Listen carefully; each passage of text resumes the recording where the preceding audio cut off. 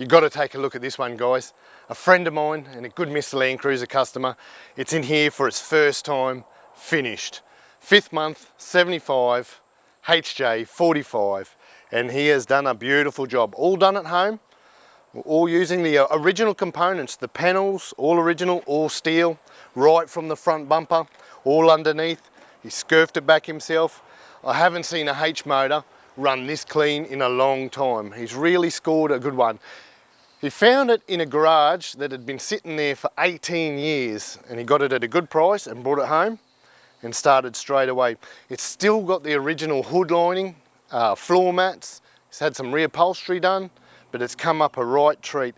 Thrown the LX wheels on it for a little bit of a bling, but LandCruiser wheels nonetheless. And the tray, it's been put on here for purpose, a work purpose. We're actually going to throw a cab on it. Green's got a couple of builds on the go at the moment, so it's not just a show pony. We're going to load it up tonight. And one thing I like is he's chosen a clean car to do a resto on. He spent a bit extra, found a clean car, so he's knocked it on the head in 12 months. There wasn't oodles of rust, it's all his original parts. He's done it himself in that time frame. Very impressive.